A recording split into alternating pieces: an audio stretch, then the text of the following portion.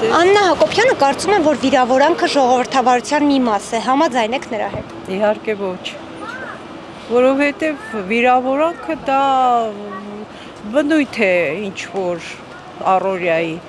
ինչ ժողովրդավարության մասին է խոսքը, ինքը շատ սխալ բաներ է խոսում, շատ։ Ես ընդհանրապես չեմ ուզում իր ոչ անունը լսել ու շատ ամաչում եմ, որ ես հայ եմ։ Դրսում եմ ապրում, բայց շատ ամաչում եմ, որ սենց ղեկավարությունն է, կներեք չեմ կարող։ Աննա Հակոբյան Ղալաթանում։ Չեմ պատասխանում։ Այո, իհարկե։ Վիրավորանքը դեմոկրատիայի դրսևորում է։ Աննա Հակոբյանը կարծում է, որ վիրավորանքը ժողովրդավարություն քաղաքականությունով։ Ոչ, իհարկե համաձայն չեմ։ Ժողովրդավարության ո՞նց կլինի վիրավորանք։ Իրանց վիրավորելը ժողովրդավարություն, եթե համարում են, շատ ճիշտ է։ Իրանց վիրավորելը։ Աննա Հակոբյանը կարծում է, որ վիրավորանքը ժողովրդավարության մի մասն է, համաձայն եք։ Քաղաքականությունից հեռու մարդ է։ Ոչ, անգրագիտություն տգիտություն։ Այդ միայն անգրագիտ մարդը կարող է տենց բան ասել։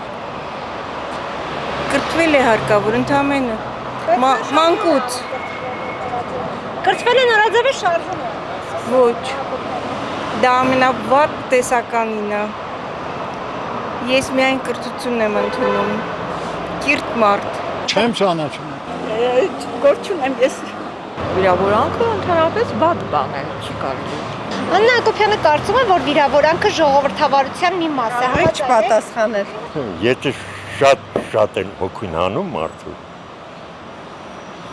իհարկե պետք է տամ, իհարկե պետք է տամ։ Օրինակ, հիմա ոչ չտամ, ես ասեմ, իմ երկու աղբորս երեխեն մահացել են Ղարաբաղում, մի հատ թուրքի լամու Ղարաբաղցի չեք ավազել, շնորհակալություն ձեր դիակներին, ես դրանց մաման, Ռոբերտին էլ հետը,